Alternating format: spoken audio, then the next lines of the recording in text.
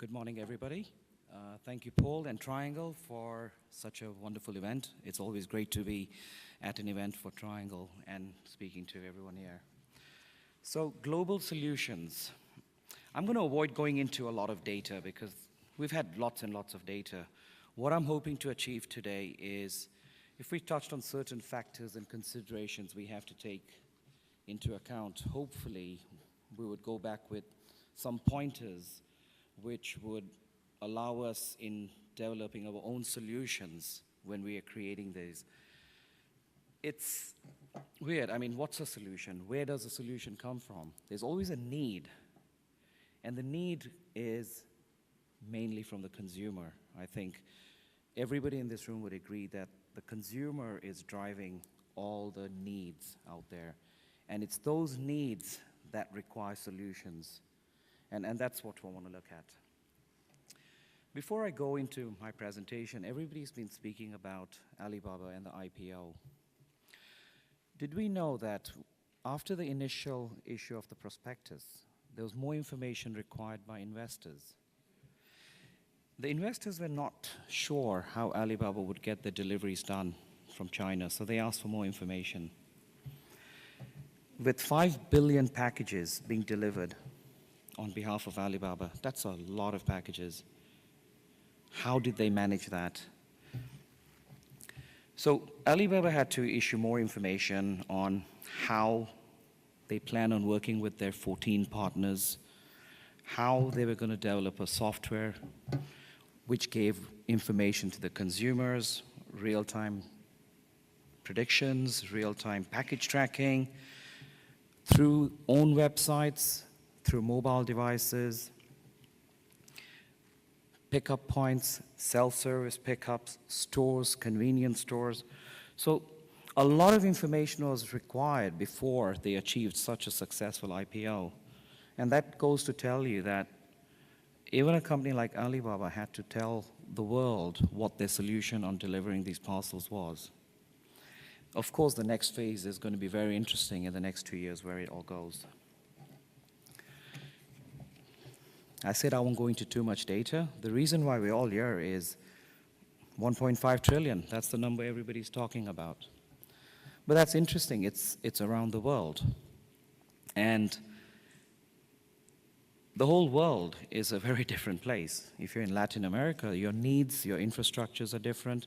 If you're in Africa, we heard from Trev yesterday, there's different requirements. Europe has a different requirement. And in the later part of my discussion, I'll go into different categories of, or different phases in which countries are, and what their expectations would be. We talk about different markets and different expectations. Track your parcel. In Europe, which is very matured, I mean, and of course Asia Pacific is catching up very quickly when it comes to real-time following your parcel, predicting delivery times, knowing when you'll get it, coming down as close to 30 minutes window, SMS notifications, the ability to change your delivery 30 minutes before and reroute it. This is all incredible stuff. Parcel lockers, we're talking about parcel lockers. Parcel lockers come from convenience. The consumer is looking for convenience with busy lifestyle that the consumer is leading today. He or she would want to pick these parcels up at their own convenient time. Parcel lockers, in my opinion, are also a very, very effective delivery method. Inexpensive returns. Depends where you are in the world. Certain parts of the world, mature markets, which I'll come to later, would expect a free return. How would you create a return solution? Would you be able to give a free return solution? Maybe in some parts of the world, maybe not.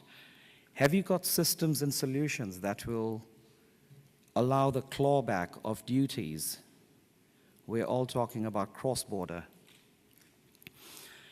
Are there systems in place which will enable an e-tailer or a consumer to get their duties back?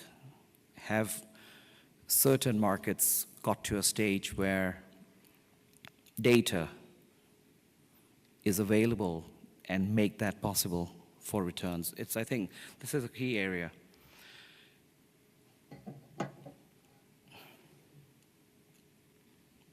Emerging markets. Many questions when we talk about the Middle East, Africa, Latin America. I'm not going to talk about mature markets or the digital DNA markets. Mature markets still have these questions. Is it safe to send my credit card or bank information, which many of us in Europe or the USA will take it for granted that it's easy, put your credit card through and it's fine. Is the company trustworthy? Will my problems be solved quickly? And will I receive what I ordered as described? So if you're looking for solutions in markets where these questions are very relevant, your solution has to take into account these questions that a consumer is going to have. And if you cannot satisfy a consumer, the likelihood is you're not going to get any sales from the site. So some factors to consider. Other factors to consider when you're developing a global solution. Cross-border delivery. We don't have to go too far and see what options there are. In cross-border deliveries, would it be a postal channel? Would it be a registered channel? Would it be a tracked parcel? Would it be an express? E-commerce and express, I'm not too sure. But a deferred delivery solution. Is there a need for a DDP?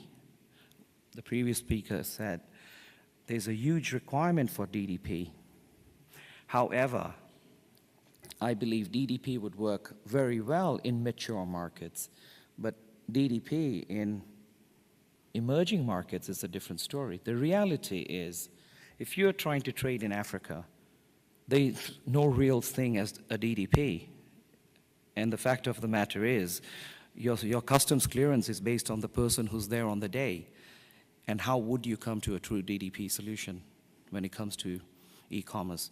So how would you come up with a solution which says, I'm going to sell into Africa, but I've got a price that's going to say delivered to the consumer? It's very, very difficult.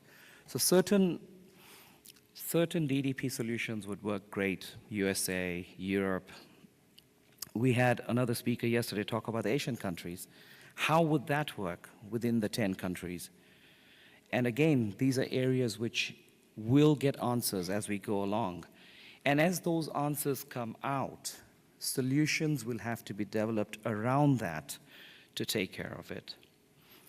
So if I went specifically into Europe, because that's what the 10 countries is all about, once you've cleared your goods into Europe, they become free circulation. And consumers in Europe have varied expectations, but companies are choosing entry points where they'll probably pay less of VAT. When we talk about customs and taxes, taxes depends on the entry point as well, which is the VAT. So we have varied VAT rates in Europe. Another factor is the returns process. Does the market have adequate return solutions in place? Is it a postal one? Is it integrated? Currencies, payment gateways. How would you have a global payment gateway? Is there such a thing as a global payment gateway? Again, not sure. I keep coming back to the Middle East and Africa because that's an area where some of these points are very, very relevant. And when we are talking about global solutions, in fact, even Latin America is an area where all these points that I'm talking about are extremely relevant for anyone looking to do business out there. And what solutions will you come up with? So I guess you'd have to narrow it down to particular markets. You know, how big is my market? How fast is it growing? What are the customer expectations? I keep coming back to the customer. It's all about the customer and what are they expecting. But you also have to take into account what are the local infrastructures available. Do they have the road network? Is there a rail network? Is there a good flight network? Can you get products delivered next day, or it's going to take you 3 to 5 days to deliver? So bearing in mind what the market has, a solution would be develop utilizing all available infrastructures in order to meet the customer's expectations. And that's what I believe a solution is. Once you've taken all these things into account, that's when you now go towards making a solution. A solution must take into account, and it must be a convenient delivery option. The consumer in mature markets is looking for convenience. A consumer in mature markets may not buy from a particular retailer because of the wrong delivery company. Online reviews are so important. Consumers' buying habits, consumers buy down to reviews. Again, the reputation online is very important. Warehousing. There were many companies, well, there were a few companies yesterday who talked about warehousing and stocking locally. That by itself also has challenges. And if I go back to Steve's discussion yesterday, having a warehouse in the UK or in the USA and having a stock location there is not exactly the answer. Because if you were just going to warehouse it there as a local presence, what happens to the tax implications? How would you import it in? Would you have a local company? Would you have an accountant? These are factors that one needs to consider before simply saying, we'll have a warehouse, we'll put some stock in there, and we'll start selling. So if you go further into Europe, there'll be fiscal representations, and there'll also be WEEE, which is your waste, electric, and electronic. So that's something one needs to look at. All the data suggests that if an e-tailer does not have a clear, simple, and easy return process, a consumer is likely not to come and shop there. That's got to be a solution as well. How easy is it for a consumer to return the product? And if you make it difficult or expensive for a consumer to return the product, I think you're going to lose that person. Multilingual platforms, product comparisons and review. These are all different solutions one would look at. Omnichannel retailing. Have you gone to every single touch point in attracting that consumer? Is that part of what you're doing as a business? Real-time order tracking, the solution. Secure payment methods. In many parts of the world, secure payment methods is not something one would look at. But going back to emerging markets, this would be extremely important, going back to the point, is my credit card safe? Label generating system. Can you bring efficiencies into a business whereby the fulfillment centers in whichever part of the world can produce a final mile shipping label? That's a solution. Multi-channel order management, online customer service. Many consumers would want more information online. Have you adapted policies and solutions with your sites where you can give these answers to the consumer? And cash on delivery. I think Paulo yesterday spoke about in the Philippines, cash on delivery, where you don't have credit cards. I mean, the Philippines, again, is an incredible marketplace. Growing consumers, lots of opportunities, but no solutions. How do you bring e-commerce to the Philippines, for example? And I would say the same applies to many other markets. So the next generation markets. These are high growth potential markets. And the high growth is going to come from the rural areas. You'd have your tier 1 cities, for example, in China, who are on the internet, but as the rural population gets onto the internet, a huge growth is going to come through. Your next generation markets are like China, Brazil, Russia, Argentina, Italy, Chile, Turkey, and Malaysia. Malaysia is also the next generation market. There's huge potentials here. But these markets also come with challenges. And the challenges would be in delivery channels, options, tax. How do you bring these into a solution that would work for these markets? And the points I covered earlier would be the considerations you'd bring in developing solutions. Smartphone usage in China, home delivery, overseas purchase. That's massive. Asia Pacific is a huge overseas purchase region. In the last 3 years, there's been double-digit growth in inbound into this region.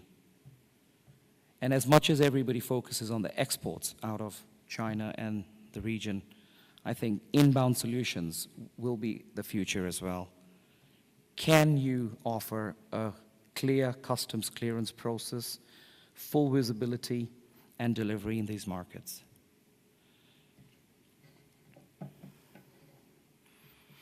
Established and growing markets.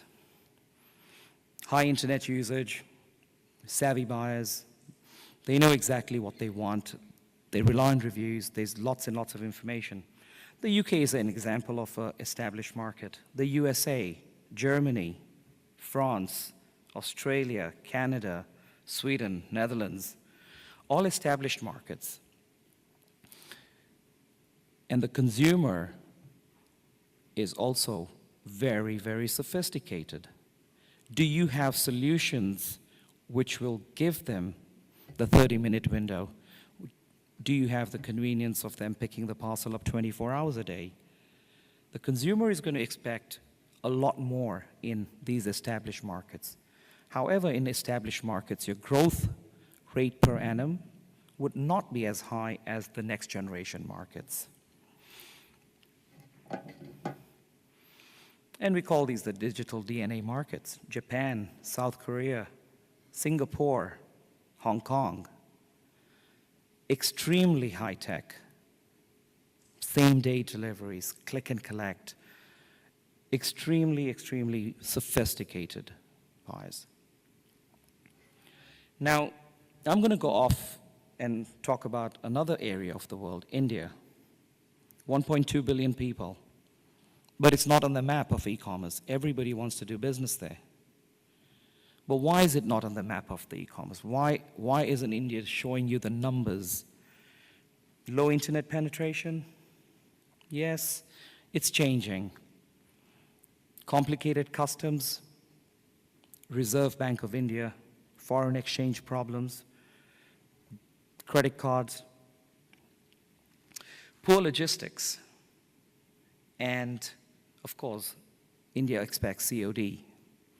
So business models in India are expecting CODs.